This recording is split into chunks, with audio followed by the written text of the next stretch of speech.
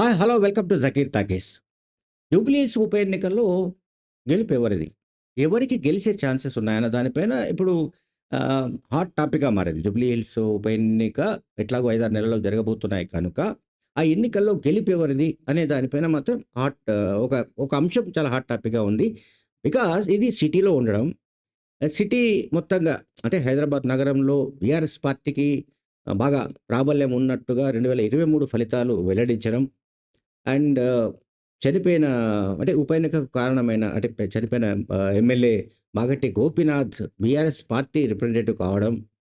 వీటన్నిటి కారణంగా ఏంటంటే బీఆర్ఎస్ పార్టీ మళ్ళీ ఎట్లైనా సరే దాన్ని నిలబెట్టుకోవాలి అనేది బీఆర్ఎస్ పార్టీ గట్టిగా ప్రయత్నిస్తోంది. దీన్ని కాంగ్రెస్ అండ్ బీజేపీ కంటే కూడా బీఆర్ఎస్ పార్టీ ప్రతిష్టాత్మకంగా ఎందుకు తీసుకుంటుందంటే బీఆర్ఎస్ పార్టీ సిట్టింగ్ సీట్ అది. అయితే కంటోన్మెంట్ కూడా సిట్టింగ్ సీట్ అయినప్పటికీ అక్కడ రోడ్ యాక్సిడెంట్‌లో చనిపోయిన లాస్య నందిత అనుకుంటా ఆమె పేరు. ఆమె సిస్టర్‌ని చెల్లెల్ని నిలబెట్టారు. కానీ సానుభూతి వర్కౌట్ కాలేదు. సానుభూతి వర్కౌట్ కాని సందర్భంలో కాంగ్రెస్ పార్టీ అభ్యర్థి గెలిచాడు. ఇప్పుడు ఇక్కడ కూడా సానుభూతి వర్కౌట్ అవుతుందా? కాదా? అనే అంశం పైన బీఆర్ఎస్ పార్టీ ఒక సర్వే జరిపింది. ఆ సర్వేలో కూడా ప్రతికూల సమాచారం ఏదో వచ్చింది. అంటే ప్రతికూల సమాచారం ఇన్ ద సెన్స్ సానుభూతి వర్కౌట్ కాదేమో అనే విధమైన అభిప్రాయం ప్రజల నుంచి వచ్చినట్టుగా బీఆర్ఎస్ వర్గాల నుంచి సమాచారం వస్తోంది. సో, బీఆర్ఎస్ పార్టీ ఇప్పుడు ఇప్పటిదాకా అనుకునే నిన్న మొన్నటిదాకా మనకు ప్రచారం ఉన్నది గానీ, బీఆర్ఎస్ పార్టీ నాయకత్వం అనుకుంటూ వస్తున్నది గానీ ఏంటంటే, అక్కడ దివంగత మాగంటి గోపీనాథ్ భార్య మాగంటి సునీతను అభ్యర్థిగా నిలబెట్టాలని అనుకుంటూ వస్తున్నారు. కానీ ఈ సింపతి వర్కౌట్ అవుతుందా? కాదా? అని బీఆర్ఎస్ పార్టీ జరిపిన సర్వేలో అందుకు విరుద్ధమైన రిజల్ట్స్ వచ్చినట్టుగా అంటే ఒపీనియన్ వచ్చినట్టుగా కూడా బీఆర్ఎస్ సోర్సెస్ నుంచే తెలుస్తోంది. అందువల్ల ఇప్పుడు అక్కడ రావుల శ్రీధర్ రెడ్డి, అట్లాగే విష్ణువర్ధన్ రెడ్డి మరికొంతమంది ఎవరో పోటీ పడుతున్నారు. సరే ఫైనల్‌గా ఎవరికి టికెట్ ఇస్తారో ఏంటనేది ఒక యాంగిల్. ఇంకోటేంటంటే అక్కడ పక్కాగా మనకు అర్థమవుతుంది ఏమిటి అంటే ముక్కోణ పోటీ జరగబోతుంది. Congress, BRS and BJP. లేదా BJP plus TDP plus Janasena. అంటే ఆ 3 పార్టీల తో కూడిన కూటమి. సరే కూటమి విషయంలో ఇంకా క్లారిటీ లేదు. కూటమి ఒకవేళ రంగంలో దిగితే మళ్ళీ తెలంగాణ ద్రోహులొచ్చారనో, ఇంకేదో అని చంద్రబాబు నాయుడును బూచిగా చూపెట్టి బీఆర్ఎస్ పార్టీ క్యాంపెయిన్ చేసే ఛాన్సెస్ ఉంటాయి కనుక బీజేపీ అటువంటి పొరపాటు చేయదలుచుకోలేదని బీజేపీ వర్గాలు చెప్తున్నాయి. అందువల్ల బీజేపీ నుంచి ఒక అభ్యర్థి గ్యారంటీగా ఉండే అవకాశం ఉంది. సో, బీజేపీ తరపున పోటీ చేసే అభ్యర్థికి మద్దతుగా తెలుగుదేశం పార్టీ నేతలు ప్రచారం చేసే ఛాన్సెస్ ఉన్నాయి. ఇదొకటి. జనసేన కూడా సపోర్ట్ చేయొచ్చు. బట్ ఇక్కడ కాంగ్రెస్ పార్టీ ఇంకా అభ్యర్థిని తేల్చుకోలేకపోతోంది. ఆహ్, బీజేపీ అండ్ బీఆర్ఎస్ పార్టీ కూడా డైలమాలో ఉంది అభ్యర్థి విషయంలో. అయితే ఇక్కడ మజ్లిస్ పార్టీ కీలకమైన పాత్ర పోషించే ఛాన్సెస్ ఉన్నాయి.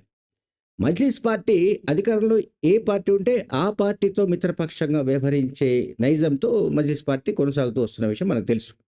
పొలిటికల్‌గా ఆ పార్టీకి ఉండే ప్రయోజనాలు, ఆ పార్టీకి కావాల్సిన ప్రయోజనాలు అవన్నీ ఉన్నాయి కనుక, ఆ పార్టీ చాలా చాకచక్యం. గతంలో మనం చూస్తే బీఆర్ఎస్ పార్టీతో మిత్రపక్షంగా కొనసాగింది.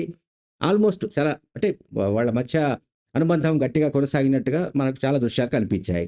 సీన్ కట్ చేస్తే మళ్ళీ కాంగ్రెస్ పార్టీ అధికారంలో రాగానే కాంగ్రెస్ పార్టీతో మిత్రపక్షంగా కొనసాగుతున్నట్టుగా మనకు కనిపిస్తోంది. అంటే అప్రకటిత మిత్రపక్షం. అదేమి అఫీషియల్‌గా అనౌన్స్ చేయకపోవచ్చు. బట్ అప్రకటిత మిత్రపక్షంగా మజ్లిస్ పార్టీ కాంగ్రెస్‌తో కొనసాగుతున్నందువల్ల అయితే మజ్లిస్ పార్టీ పోటీ చేయకుండా కాంగ్రెస్ పార్టీ అభ్యర్థికి సపోర్ట్ చేయాలి. లేదా మజ్లిస్ పార్టీ కూడా సపోర్ట్ చేస్తే కాంగ్రెస్ దాన్ని మజ్లిస్ పార్టీకి విడిచిపెడితే మజ్లిస్ పార్టీ అభ్యర్థి రంగంలో ఉంటాడు. కానీ కాంగ్రెస్ పార్టీ ఆ సీటును వదిలిపెట్టదలుచుకోలేదు కనుక కాంగ్రెస్ పార్టీ అభ్యర్థి రంగంలో ఉండే అవకాశం ఉంది. మజ్లిస్ పార్టీ సపోర్ట్ చేసే ఛాన్సెస్ ఉన్నట్టుగా కనిపిస్తుంది. బికాస్ జూబ్లీహిల్స్ ప్రాంతంలో మైనారిటీ ఓటర్లు గణనీయంగా ఉన్నారు. మైనారిటీ ఓటర్లు గెలుపోటములను డిసైడ్ చేసే స్థాయిలో వాళ్ళ ఓటు బ్యాంక్ ఉంది గనుక అంటే ఓటర్ల సంఖ్య ఉంది కనుక ఖచ్చితంగా మైనారిటీలను ఏ రకంగా వాళ్ళను తమ వైపుకు తిప్పుకోవాలి, ఎట్లా ఏంటి అనే దానిపైన కసరత్తు జరుగుతోంది. గాంధీ భవన్‌లో జరుగుతోంది. సో, నేను చెప్పదలుచుకుంది ఏంటంటే, ఇక్కడ మళ్ళీ జూబ్లీహిల్స్ ఎన్నికను ఎవరు డిసైడ్ చేస్తారు? ఎన్నిక గెలుపోటములు అంటే జయాపజయాలను ఎవరు డిసైడ్ చేస్తారంటే కవిత డిసైడ్ చేస్తుంది అని నేను చెప్పదలుచుకున్నాను. ఇది చాలామందికి ఆశ్చర్యం కలిగించొచ్చు.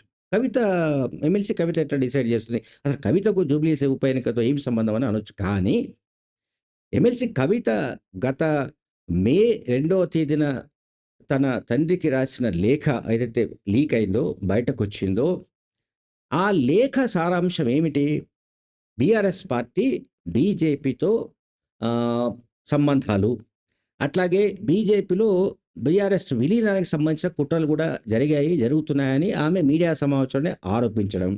ఇవి చాలా బలంగా ప్రజల్లోకి వెళ్ళిపోయాయి. సో, బలంగా ప్రజల్లోకి వెళ్ళిపోవడం అంటే గ్రామీణ ప్రాంతాల్లో కూడా వెళ్ళిపోయాయి.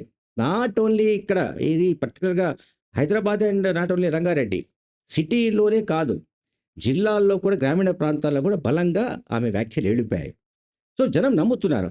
ఖచ్చితంగా బీఆర్ఎస్‌కు, బీజేపీకి మధ్య ఏదో సంబంధం ఉంది. ఏదో పొత్తు ఉంది. లేదా అవగాహన ఉంది. లేదా అప్రకటిత సమ్‌వాట్ ఏదో ఏవో ఉన్నాయి, సంబంధాలున్నాయనేది నమ్ముతున్నారు. అందువల్ల ఇప్పుడు కవిత చేసిన ఆరోపణల పైన బీఆర్ఎస్ పార్టీ నాయకత్వం స్పష్టంగా, చాలా బలంగా కౌంటర్ చేయలేని నిస్సహాయతలో ఉన్న కారణంగా జూబ్లీహిల్స్ కాన్స్టిట్యుయెన్సీలోని మైనారిటీస్ కూడా బీజేపీకి ఎగనెస్ట్‌గా ఓటు వేసే అవకాశం ఉంది. బీజేపీకి ఎగనెస్ట్‌గా ఓటు వేసే సమయంలో అప్పుడు ఏం జరుగుతుంది? బీఆర్ఎస్ అండ్ కాంగ్రెస్ పార్టీల మధ్య మైనారిటీల ఓట్లు చీలే ఛాన్సెస్ ఉంటాయి. మోరోవర్ 2023 అసెంబ్లీ ఎన్నికల్లో మైనారిటీ సెక్షన్స్ చాలా వరకు అంతకుముందు బీఆర్ఎస్ వైపు ఉన్నారు. ఎప్పుడు 2014, 2018. బట్ 2023లో ఈవెన్ దళితులు కావచ్చు, బీసీలు కావచ్చు, మైనారిటీస్ కావచ్చు, ఈ సెక్షన్స్ కొంత అటువైపు వెళ్ళాయి. కాంగ్రెస్ వైపు వెళ్ళాయి.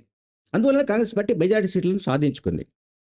నౌ జూబ్లీహిల్స్ ఉప ఎన్నికలో కూడా బీఆర్ఎస్, బీజేపీ ఈ కాంబినేషన్‌కు సంబంధించిన అనుమానాలు, ఈ కాంబినేషన్‌కు సంబంధించిన ఆరోపణలు మైనారిటీలో బలంగా వెళ్ళిపోయిన కారణంగా వాళ్ళు బీఆర్ఎస్‌కు ఎగనెస్ట్‌గా కూడా వాళ్ళు ఓటు వేసే అవకాశం ఉంది. అంటే కొంతమంది వేసినా కూడా అందుకే స్ప్లిట్ అన్నది నేను. ఇది బీఆర్ఎస్ అండ్ కాంగ్రెస్ మధ్య స్ప్లిట్ అయ్యే ఛాన్సెస్ ఉంటాయి.